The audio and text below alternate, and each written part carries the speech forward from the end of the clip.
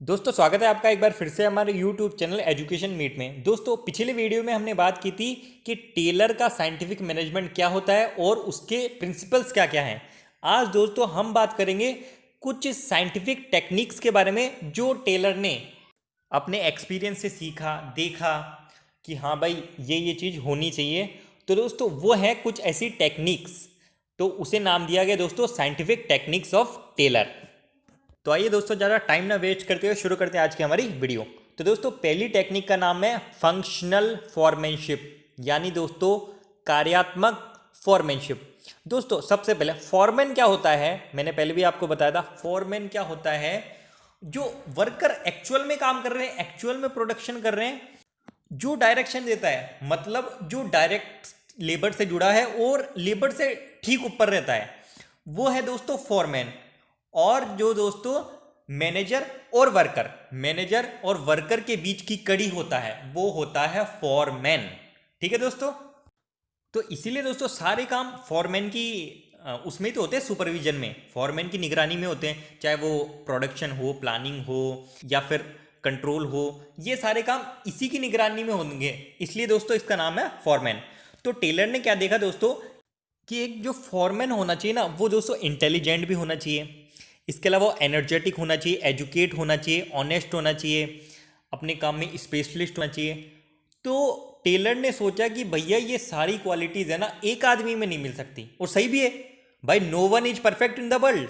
कोई आदमी किसी काम में अच्छा हो सकता है, कोई आदमी किसी काम में अच्छा हो सकता है। तो इसलिए इसलिए दोस्तों टेलर ने कहा कि एक फैक्ट्री को आप दो भागों में बांट लीजिए। कौन कौन से भागों में? प्रोडक्शन डिपार्टमेंट और प्लानिंग डिपार्टमेंट, या फिर प्लानिंग और प्रोडक्शन डिपार्टमेंट, दोनों में बांट लीजिए।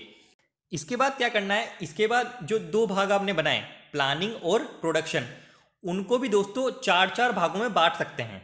मतलब उनको चार बंदे दे सकते हैं सुपरविजन करने के लिए। प्लानिंग के लिए चार बंदे और प्रोडक्शन के लिए चार बंदे। तो दोस्तों ये जो चार लोग होंगे ना, अपने अपने काम में एक्सपर्ट होंगे, अपने अपने फंक्शंस में एक्सपर्ट होंगे। किसमें? अपने अपने फंक्शन में एक्सपर्ट होंगे। इसीलिए इसे क्या नाम दिया गया दोस्तों? Functional foremanship. Functional foremanship basically दोस्तों ये कुछ भी नहीं है। ये जो हमने प्रिंसिपल पढ़ा था हेनरी फ्योल वाला, कौन सा? Principle of division of labour. Principle of division of labour मतलब कार्य का बंटवारा वाला अपन ने पढ़ा था ना। तो उसी का दोस्तों आप दूसरा रूप या फिर डिटेल रूप आप बोल सकते हैं। उसमें भी हमने काम को डिवाइड किया था और उससे क्या हुआ था? स्पेशलाइजेशन हुआ था। ठीक है, इसमें भी दोस्तों स्पेशलाइजेशन होता है। तो उसी का दोस्तों आप डिटेल रूप आप ये बोल सकते हैं। तो प्लानिंग जैसे मैंने आपको बताया कि चार चार भागों में बांटना है। तो प्लानिंग में कौन कौन से होंगे? प्लानिंग में दोस्तों चार होंगे। Root clerk. रूट क्लर्क का मतलब होगा कार्यक्रम क्लर्क, मतलब जो कार्यक्रम तैयार करेगा कि हाँ भाई इस काम में ये स्टेप्स होंगी, तो वो होगा रूट क्लर्क। इसके अलावा दोस्तों दूसरा होगा इंस्ट्रक्शन कार्ड क्लर्क, मतलब निर्देशन क्लर्क, वो निर्देशन करेगा, डायरेक्शन देगा। ठीक है दोस्तों। इसके अलावा तीसरा होगा टाइम एंड कॉस्ट क्लर्क। वो दोस्तों जो कोई प्रोडक्ट है उसमें कितना टाइम लगना चाहिए और उसकी कितनी कॉस्ट आनी चाहिए, ये फिक्स करेगा कौन? टाइम एंड कॉस्ट क्लर्क, यानी समय और गति क्लर्क। और दोस्तों चौथा होगा डिसिप्लिनेरियन, मतलब अनुशासक। वो दोस्तों काम में अनुशासन बनाए रखेगा, हाँ भाई सारा काम सिस्टमेटिक तरीके से हो, वो ये देखेगा। ठीक है, तो ये चार होंगे प्लानिंग डिपार्टमेंट के अंदर। ठीक है। इसके अलावा दोस्तों हमारा अगला कौन सा था? दूसरा भाग कौन सा था? प्रोडक्शन डिपार्टमेंट, या फिर जिसे हम बोल सकते हैं ऑपरेशनल डिपार्टमेंट। ऐसे दोस्तों ऑपरेशनल में भी चार होंगे, मैंने जैसा मैंने बताया, gang boss, speed boss, repair boss और इंस्पेक्टर। तो गैंग बॉस तो क्या होगा कि भैया सारी मशीनों, टूल्स वगैरह की व्यवस्था करेगा जो भी प्रोडक्शन के लिए आवश्यक है। स्पीड बॉस क्या देखेगा कि काम टाइम से हो रहा है कि नहीं। रिपेयर बॉस क्या देखेगा कि भैया जो सारी मशीनें हैं उनकी कंडीशन क्या है, रिपेयरिंग तो हो रखी है ना, सबकी कंडीशन सही है कि नहीं, चालू अवस्था में है कि नहीं। ठीक है। और इंस्पेक्टर क्या देखेगा? क्वालिटी चेक करेगा। ठीक है। तो कहने का मतलब ये होगी फंक्शनल फॉर्मेनशिप। हर में फॉरमैन है, हमने दो भागों में डिवाइड कर लिया, फिर चार भाग कर लिए, उसमें चार फॉरमैन दे दिए, मतलब 8 फॉरमैनों में हमने बांट दिया। यही होगा दोस्तों फंक्शनल फॉर्मेनशिप। इसके अलावा दोस्तों दूसरी साइंटिफिक टेक्निक है टेलर की प्रमापीकरण और सरलीकरण, मतलब स्टैंडर्डाइजेशन और सिंप्लीफिकेशन। देखो दोस्तों, साइंस हर चीज का एक स्टैंडर्ड सेट करती है, ये आप भी जानते हैं। साइंस में मनमर्जी नहीं चलती, हर चीज का एक स्टैंडर्ड सेट होता है, ठीक है। तो यहां पर भी दोस्तों टेलर ने कहा आप जो मैनेजमेंट कर रहे हैं इसके हर फंक्शन में, हम जो भी बिजनेस करते हैं उसमें, उसके हर फंक्शन में, उसका यह एक हर ऑपरेशन में एक स्टैंडर्ड सेट होना चाहिए। हर काम में एक स्टैंडर्ड सेट होना चाहिए। अब इसका क्या मतलब है दोस्तों, स्टैंडर्ड सेट होना चाहिए? एग्जाम्पल के लिए दोस्तों, मान लो आपको कच्चा माल चाहिए प्रोडक्शन के लिए, आप कच्चा माल खरीद रहे हो प्रोडक्शन के लिए, ठीक है। तो दोस्तों उस कच्चे माल को खरीदने के लिए आप एक स्टैंडर्ड सेट कर दोगे कि हाँ भैया, हम इससे कम क्वालिटी का कच्चा माल नहीं खरीदेंगे, हम इससे घटिया क्वालिटी का कच्चा माल नहीं खरीदेंगे, ठीक है, यूज नहीं लेंगे।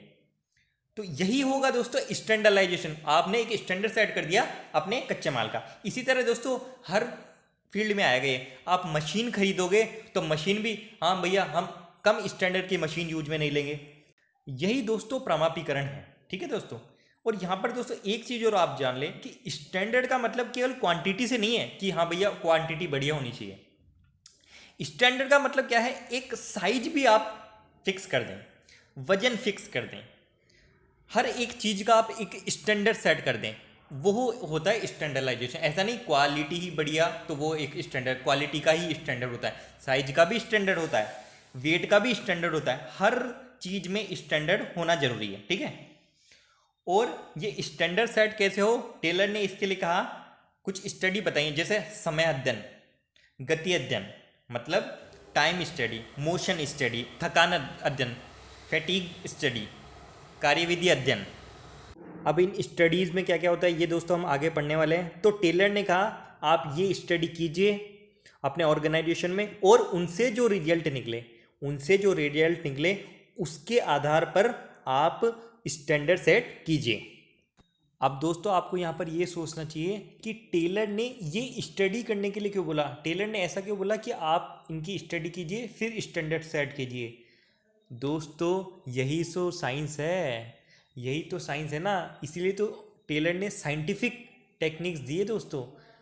टेलर का साइंटिफिक जो मैनेजमेंट है वही तो है भाई। साइंस में क्या होता है, पहले आप चीज़ें कोई सिद्ध करते हो, पहले उसका परीक्षण करते हो और तभी तो सिद्ध करते हो ना, तो ही कोई चीज़ सिद्ध होती है। तो दोस्तों इसी को तो हमें अप्लाई करना है, साइंटिफिक मैनेजमेंट, यही तो टेलर का साइंटिफिक मैनेजमेंट है भाई। आप पहले स्टडी करो और फिर स्टैंडर्ड सेट करो, तो हो गया ना साइंस, साइंस का रूल लग गया। हम, हाँ भाई, हम पहले टेस्ट कर रहे हैं, पहले हम अध्ययन कर रहे हैं, उसका स्टडी कर रहे हैं और फिर हम स्टैंडर्ड सेट कर रहे हैं, तो वही तो हो गया साइंटिफिक मैनेजमेंट। यही चीज़ तो है साइंटिफिक मैनेजमेंट में। टेलर ने यही तो बोला, बोले भैया कोई भी काम करो पहले आप है ना साइंस के तरीके से करो, तो साइंस का रूल लग रहा है, सिंपल सी बात है इसमें। तो यही है दोस्तों, आप इसको कनेक्ट करके देख सकते हैं। तो ये तो दोस्तों बात रही स्टैंडर्ड सेट करने की। अब दोस्तों इनके उद्देश्य क्या होते हैं, मतलब स्टैंडर्ड हम क्यों सेट करें। तो दोस्तों सबसे पहली चीज़ तो आप मार्केट में अपना बेस्ट प्रोडक्ट देना चाहोगे, बेस्ट क्वालिटी का बेस्ट प्रोडक्ट देना चाहोगे, तो इसके लिए स्टैंडर्ड सेट करना होता है अपने। तो ये एक उद्देश्य है कि बेस्ट प्रोडक्ट देना, ठीक है। इसके अलावा दोस्तों हम बोल सकते हैं कि किसी प्रोडक्ट को आप स्पेसिफिक साइज का या विशेषताओं का करना चाहते हैं कि हाँ भैया ये प्रोडक्ट इस साइज का है और इसकी ये विशेषताएं हैं, तो इसके लिए आप एक स्टैंडर्ड सेट करना चाहते हो, इसके लिए आप स्टैंडर्ड सेट करते हो, ठीक है। इसके अलावा हम बोल सकते हैं दोस्तों वर्कर्स हैं हमारे, मशीनरी है, उनकी परफॉर्मेंस कैसी हो उसके लिए आप स्टैंडर्ड सेट करते हैं। हाँ भाई इनकी परफॉर्मेंस ऐसी रहनी चाहिए, तो उसके लिए एक स्टैंडर्ड सेट करते हैं हम, इसका ये एक उद्देश्य होता है। इसके अलावा यदि आप स्टैंडर्ड सेट करते हो ना, तो जो आपके डिपार्टमेंट है और ब्रांचेस है, तो दोस्तों वहाँ पर आप आसानी से लेन देन कर सकते हो, इंटरचेंज कर सकते हो अपना जो प्रोडक्ट है उसका। एक ही स्टैंडर्ड का होगा तो इंटरचेंज करने में प्रॉब्लम नहीं आएगी, अलग अलग स्टैंडर्ड का होगा तो चेंज करने में प्रॉब्लम आएगी ना, सिंपल सी बात है ये तो इसके लिए भी अपन क्या करते हैं, स्टैंडर्ड सेट करते हैं। तो ये तो दोस्तों बात रही स्टैंडर्ड की, प्रमापीकरण की। इसके अलावा दोस्तों हमारा दूसरा था सिंप्लीफिकेशन यानी सरलीकरण। सरलीकरण का सीधा सा मतलब दोस्तों क्या है कि फालतू की अनावश्यक चीज़ों को समाप्त करना। फालतू की अनावश्यक चीज़ों को कहने का मतलब, कोई प्रोडक्ट है उसकी कई सारी साइजें ले रखी हमने, तो जो फालतू की साइजेस हैं जिनकी इतनी ज़्यादा सेल नहीं है उनको हटाना। कुछ प्रोडक्ट हमने ले रखे हैं जो काम के नहीं है, इतने महत्वपूर्ण नहीं है, उन प्रोडक्ट को कम करना। ठीक है, कोई टाइप है प्रोडक्ट का तो उसको हटाना। तो फालतू की जो भी अनावश्यक चीज़ें हैं उनको हटाना ही सिंप्लीफिकेशन है। भाई आप जितनी ज़्यादा वैरायटी रखोगे उतनी ज़्यादा आपको मशीनरी की ज़रूरत, उतनी ज़्यादा लेबर की ज़रूरत, उतनी ज़्यादा आपको कच्चे माल की ज़रूरत। तो दोस्तों यदि हम फालतू की चीज़ों को हटा देंगे तो इससे एक तो हमारी क्वालिटी इंप्रूव होगी, हमारी जो कॉस्ट आ रही है प्रोडक्शन की वो दोस्तों कॉस्ट कम हो जाएगी, कई सारे फायदे हैं। ठीक है, और अच्छा यूज होगा हमारी मशीनरी का, हमारे लेबर का। ठीक है, एग्जाम्पल के लिए दोस्तों आप देख सकते हो जैसे माइक्रोसॉफ्ट कंपनी है, टोयोटो है, सैमसंग है, एप्पल है। ये कंपनी कुछ अपने स्पेसिफिक प्रोडक्ट ही मार्केट में उतारती है, ज़्यादा प्रोडक्ट नहीं उतारती, फालतू की अनावश्यक चीज़ें नहीं उतारती। कम प्रोडक्ट, लेकिन उन्होंने अच्छा स्टैंडर्ड सेट कर रखा है। कम प्रोडक्ट उतारती है, बेस्ट प्रोडक्ट उतारती है, अच्छा प्रोडक्ट उतारती है। ठीक है, तो अनावश्यक चीज़ों को हटाना ही सिंप्लीफिकेशन है।